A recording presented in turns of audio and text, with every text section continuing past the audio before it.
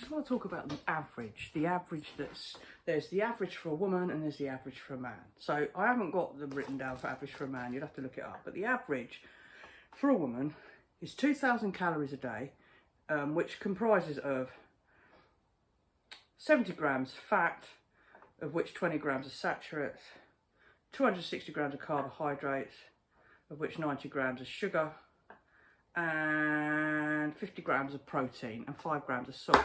Now, obviously, the calories that you consume are made up of fats, proteins, and all the other crap. I've had to say that because I had some twat turn around and say that I was misleading people by saying that the body consumes calories. We all know that calorie heats water by 1 degree. 1 calorie increases water by 1 degree. It's actually a measurement of heat. The body doesn't actually consume calories. Calories are made up of proteins, carbohydrates, fats, minerals, vitamins. But apparently, because I didn't explain that, I'm not qualified to talk about anything with health. I digress. Back to... So 2,000 calories a day is the average that's been...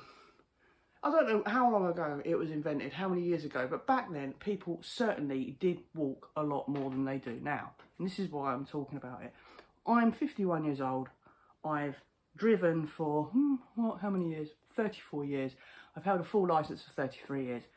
And up until about 12 years ago, I owned a car. And I drove everywhere like everyone else did, occasionally would cycle. Got rid of my car 12 years ago because I was living closer to my place of work, and it was costing me £25 to look at my car, not even drive it.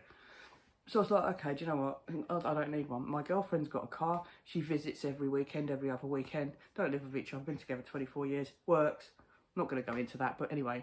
So if I need to do anything, we can go. If I need to go and get something heavy from a DIY shop or something, I can use the car. So my dad, he's what, 80 this year. My mum's 75, 76. They both...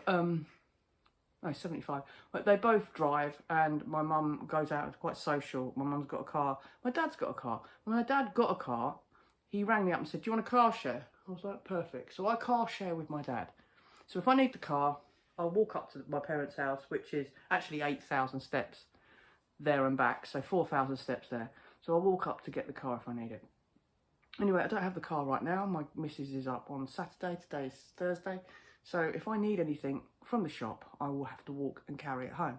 Now, my missus currently comes up every other weekend. So the weekends she's not up, and even the weekends she is up, we walk to the supermarket. The supermarket is about 2,000 steps away.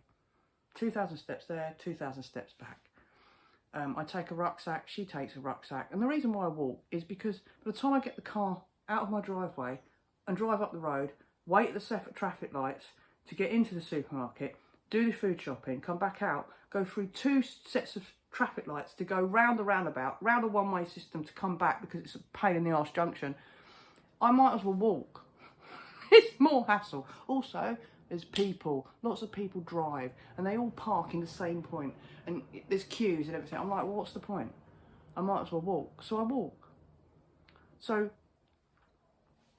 that burns more calories. If 10,000 calories are 400 calories, 10,000 calories, 10,000 steps equate to roughly 400 calories of proteins, carbohydrates, fats, and whatever else you've consumed that you burn, right? If you increase your step count, clearly you'll have more calories to play with. So the fact I walk to the shop gives me 200 calories that day. I'm also carrying something.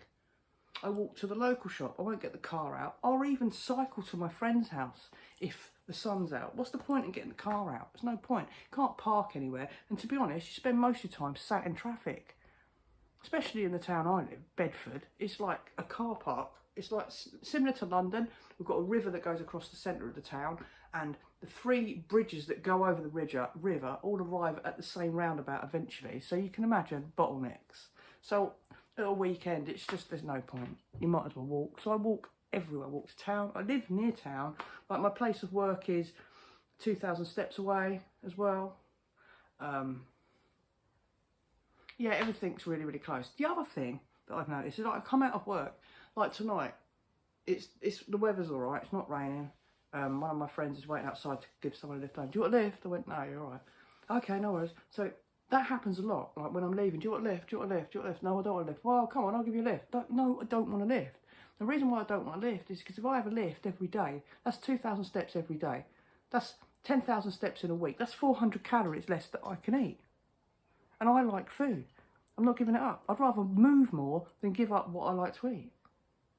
So, just them little things. Also, I work on the 3rd floor. Okay, now, I don't work on the ground floor where I'm not walking around. I work on the 3rd floor. Everyone, it doesn't matter how old they are, everyone uses the lift, elevator, to get to the 3rd floor. Everyone. And even to go down. Even my friends will go, oh God, I feel really fat. Then they come up in the lift and I'm like, well, I couldn't be bothered to walk up the stairs. That's part of the problem. See, we used to move a lot more. We used to walk a lot more. Things weren't as... Everyone drives everywhere all the time. People just...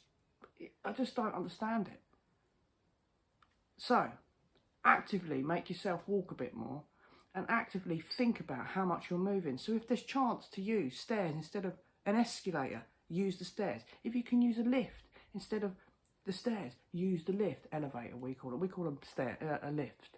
They are called elevators as well, but in America they call them elevators. I don't want to be misleading someone by calling it something it's not, do I? Anyway, sort of element of sarcasm there. But if you can find a way to do it, well, it's like I see people on electric bikes. Now, I get it. If you're going 20 miles to work every day, you might want a little bit of assistance occasionally. But these scooters that are electric, everything's electric, and like, it's like, does anyone soon, have you ever seen that film WALL-E? Watch it, because the human race actually evolved with no bones because they never walked anywhere, they never moved anywhere, that's what happens. Evolution works like that. We don't move anywhere near, like the average daily intake for calories for a woman was 2,000, right? And that's with walking, say, average 10,000 steps a day and moving and climbing stairs, etc., etc. Well, if you don't do any of that and you average 4,000 steps a day and you use an elevator, you probably can only eat 1,800 calories a day. People haven't taken that into account. Move more, you can eat more. Move less, you eat less. Peace, love and light.